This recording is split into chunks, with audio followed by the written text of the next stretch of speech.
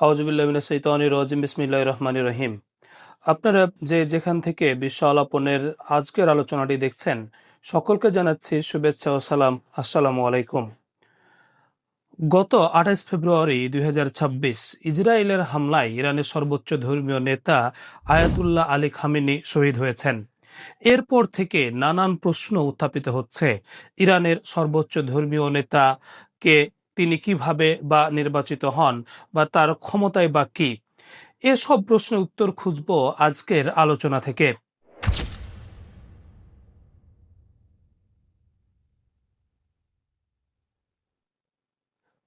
ইরানে সর্বোচ্চ ধর্মীয় নেতাকে সুপ্রিম লিডার বা আয়াতুল্লাহ নামে ডাকা হয়।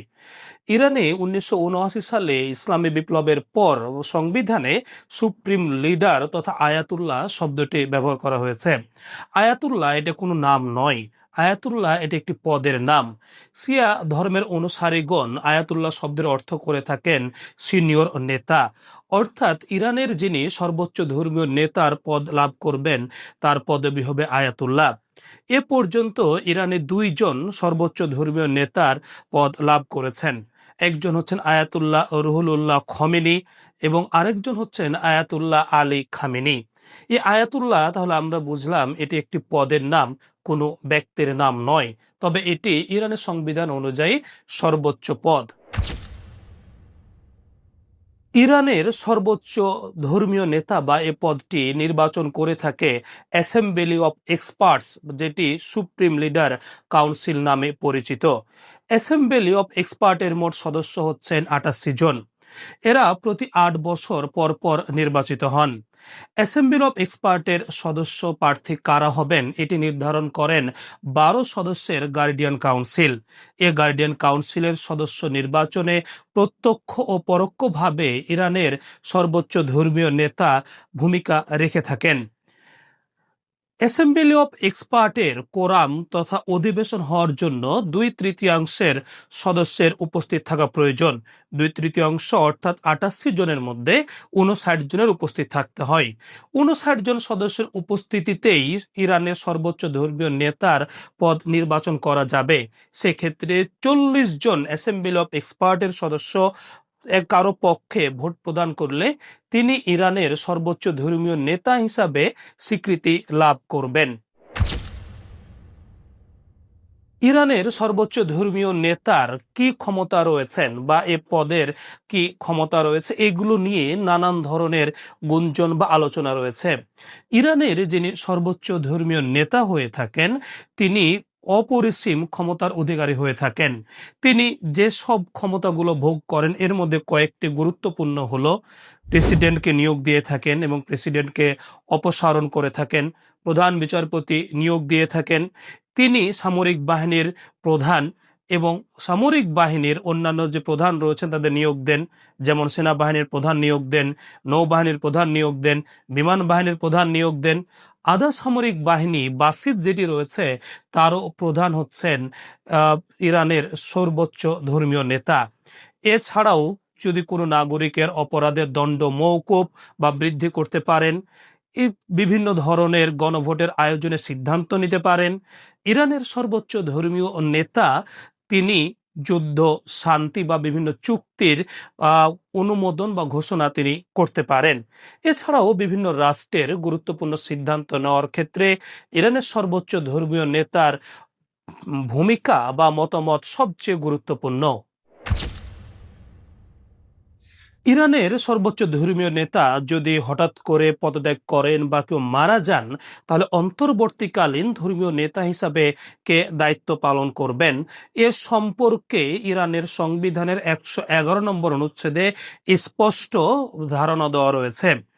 অর্থাৎ যেমন এই মুহূর্তে ইরানের যিনি সর্বোচ্চ ধর্মীয় নেতা পদটি অনুপস্থিত রয়েছেন, কারণ গতকালকে ইরানের সর্বোচ্চ ধর্মীয় নেতা আয়াতুল্লাহ আলী খামেনি শহীদ হয়েছেন। তাহলে এই যে অন্তর্বর্তীকালীন সময়ে যে দায়িত্ব পালন করবেন তারা হচ্ছেন ৩ সদস্য বিশিষ্ট একটি পরিচালনা পর্ষদ। আর এটি ইরানের সংবিধান অনুযায়ী এই ৩ সদস্য গঠিত হবেন প্রেসিডেন্ট, বিচার বিভাগীয় প্রধান এবং গার্ডিয়ান কাউন্সিলের একজন সদস্য। তাহলে এই মুহূর্তে ইরানের অন্তর্বর্তীকালীন সুপ্রিম লিডার তথা সর্বোচ্চ ধর্মীয় নেতা দায়িত্ব পালন করবেন তারা হচ্ছেন ইরানের বর্তমান প্রেসিডেন্ট মাসুদ পেজেশকিয়ান এবং ইরানের বর্তমান বিচার বিভাগের প্রধান গোলাম মুস্তাজাহি। আয়াতুল্লাহ আলী খামেনির মৃত্যুর পর বিভিন্ন আলোচনা শুরু হয়েছে পরবর্তী ইরানের সর্বোচ্চ ধর্মীয় নেতা কে হবেন এটা নিয়ে। আমরা যে বিভিন্ন ধরনের যে আলোচনা শুনতে পাচ্ছি বিভিন্ন গণমাধ্যমে, বিশেষ করে ইরানের যেসব বার্তা সংস্থা ফার্স, ইরিনা রয়েছে, বা এদিকে পশ্চিমা যে গণমাধ্যম Reuters, CNN, Washington post, Wall Street জার্নালে এই 5 জন ব্যক্তির নাম খুব আলোচনা হচ্ছে। এদের মধ্যে যারা রয়েছেন, একজন হচ্ছেন হাসান খমেনি। হাসান খমেনি হলেন যে আয়াতুল্লাহ রুহুল্লাহ খমেনির নাতি, তবে তিনি বর্তমানে আয়াতুল্লাহ রুহুল্লাহ খমেনির যে সমাধি রয়েছে তার প্রধান রক্ষণাবেক্ষণক হিসাবে দায়িত্ব পালন করেন। তার প্রধান হওয়ার সম্ভাবনাটা অনেক ক্ষীণ, কারণ তার সঙ্গে নিরাপত্তা বাহিনী বা সরকারও উচ্চপদস্থ কর্মকর্তা বা তাদের যোগ সাজস অনেকটাই কম রয়েছেন। বিপরীতে দ্বিতীয় যার নামটি শোনা যাচ্ছে তিনি হচ্ছেন মুজতবা খামেনি। মুজতবা খামেনি হচ্ছেন যে আয়াতুল্লাহ আলী খামেনির ছেলে। 56 বছর বয়সী মুজতবা খামেনি একজন প্রসিদ্ধ আলেম, তবে তিনি সরকারি কোনো পদে দায়িত্ব পালন করেনি। তবে মুজতবা খামেনিও যে ইরানের পরবর্তী ধর্মীয় নেতা হবেন এ সম্ভাবনাটা অনেক ক্ষীণ, কারণ ইরানের শিয়া মতলম্বীদের কাছে একটি ধারণা রয়েছে বাবা যে দায়িত্ব পালন করেছেন, বাবার উত্তরাধিকার সূত্রে ছেলে এ দায়িত্ব পালন করবেন, এই বিষয়টি তারা ভালো চোখে দেখে না। সেক্ষেত্রে আয়াতুল্লাহ আলী খামেনির পর তার ছেলে মুজতবা খামেনি এ দায়িত্ব পালন করবেন, এ বিষয়টিকে শিয়া ইরানিরা খুব ভালো চোখে দেখবেন না। এই সূত্র ধরে বলা যেতে পারে আলোচনায় তার নাম থাকলেও ইরানের সর্বোচ্চ নেতা হওয়ার জন্য মুজতবা খামেনির সম্ভাবনা অনেকটাই ক্ষীণ। তৃতীয় যে ব্যক্তির নাম বেশি আলোচনা হচ্ছেন তিনি হলেন মোহাম্মদ মেহেদি বাঘেরি। মোহাম্মদ মেহেদি মির বাঘেরি তিনি একজন প্রসিদ্ধ আলেম এবং বর্তমানে অ্যাসেম্বলি অব এক্সপার্টের সদস্য। তিনি বিভিন্ন সময়ে এছাড়াও আয়াতুল্লাহ আলী খামেনির একজন ঘনিষ্ঠ হিসাবে তিনি পরিচিত। তার সঙ্গে সরকারের বিভিন্ন উচ্চপদস্থ কর্মকর্তা বা বাহিনীর যোগ সাজস রয়েছে। তবে মোহাম্মদ মেহেদি মির বাঘেরির সম্ভাবনা কতটুকু রয়েছে সেটি হয়তো আমরা তাদের নির্বাচন হওয়ার পরেই বুঝতে পারবো। চতুর্থ যে ব্যক্তির আলোচনা বিভিন্ন গণমাধ্যমে শোনা যাচ্ছে তিনি হলেন হাসেম হুসাইন বুশেহরি। হাসেম হুসাইন বুশেহরি তিনি বর্তমানে অ্যাসেম্বলি অব এক্সপার্টের ডেপুটি চেয়ারম্যান হিসাবে দায়িত্ব পালন করছেন। তিনি একজন দক্ষ আলেম, তাছাড়াও তিনি আয়াতুল্লাহ আলী খামেনির ঘনিষ্ঠ হিসাবে পরিচিত।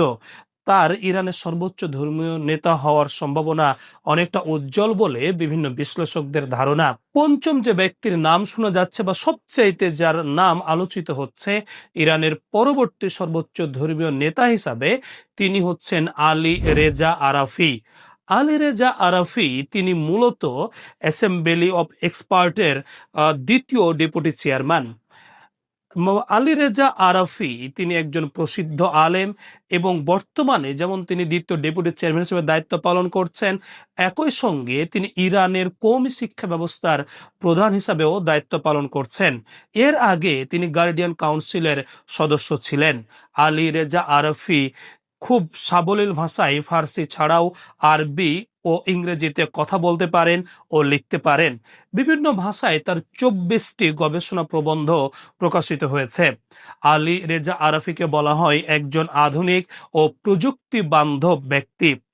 এসব গুণ বিবেচনা করে যাদের নাম আলোচিত হচ্ছে এদের মধ্যে মনে করা হচ্ছে আলী রেজা আরাফি হতে যাচ্ছেন ইরানের পরবর্তী সর্বোচ্চ ধর্মীয় নেতা।